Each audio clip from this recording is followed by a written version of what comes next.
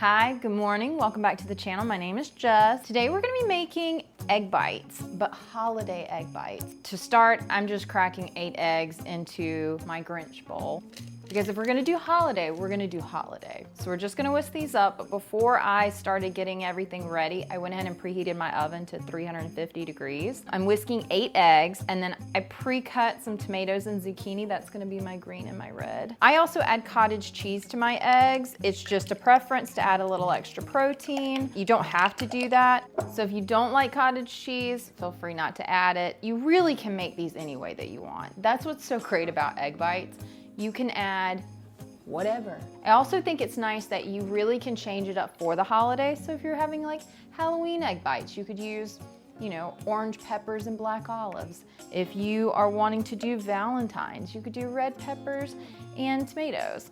I don't love peppers, so we're not doing green and red peppers, but for Christmas, you could do green and red peppers. My eggs are ready to go. I'm gonna go ahead and add some salt. I'm not gonna add as much as I would if I was not using the cottage cheese, because the cottage cheese does have like some sodium in it. So I'm just going to add, I think these are a 1/4. I kind of eyeball it, but I think these are a 1/4 of a teaspoon. So I guess I'm gonna add 3 of these, so 3/4 of a teaspoon. I'll let you know if that's too much. And then I'm gonna add some pepper.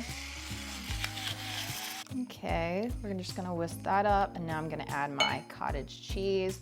I'm just gonna add the rest of the cottage cheese that I have. I get my cottage cheese from a local farmer's market, and I really, really like it. I also get my eggs from a local farmer, but at my local farmer's market, the eggs are literally a dozen for $5, and eggs are so expensive in the grocery store now. So I highly recommend checking out your local farmer's market. I find that I usually can get a lot of my groceries a lot cheaper there.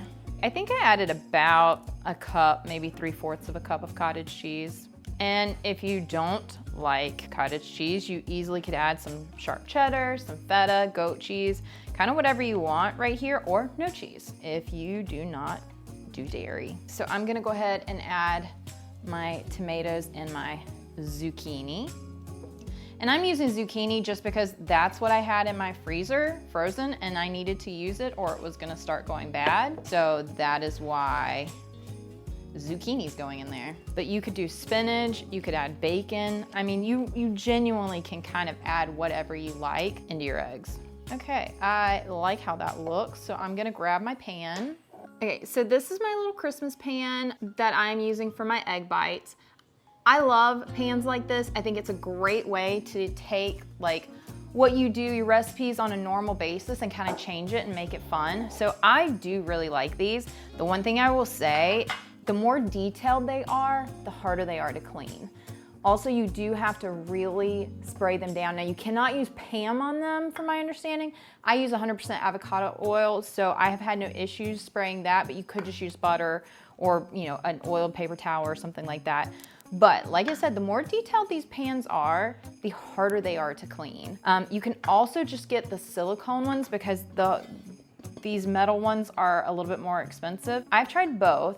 The silicone molds are a lot easier to get things out of, and even a little bit easier to clean, I think, because you can kind of turn them inside out.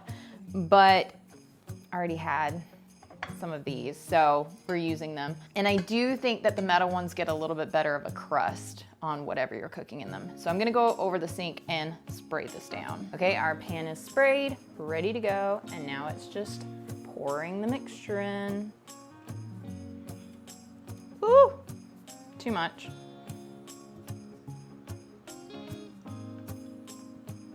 Oh my goodness, I am making such a mess. That works. That's probably not how you're supposed to do it, but that is how I'm doing it. I am using my fingers, and I'm gonna do it to this one too. We'll wipe this pan down a little bit. What a messy person. I can't really do a lot of talking while I do this because I am spilling. Okay, these are gonna go in the oven for roughly 15 to 20 minutes or until they're completely done, so we'll just check them. And yes, I made a mess, and I will have enough for one more little one, but we will put that in because we don't waste food here. A few moments later. These were in the oven for about 18 minutes. They're definitely done, and I definitely overfilled them. It is what it is. So I'm gonna let these cool for about 5 minutes and then I'll pop them out. I'm gonna go ahead and transfer these to the cooling rack and see how they turned out. Ooh, they are hot. They're so hot. I may have to give it a few more minutes. I don't have the cook fingertips. These are adorable. Okay, these turned out super cute. They definitely spilled over, but they kind of deflated once I took them out, so I think they're fine. My sister already took her 3 because she had to leave to go to work. So I guess I'm gonna test one really quickly, one of my cooler ones.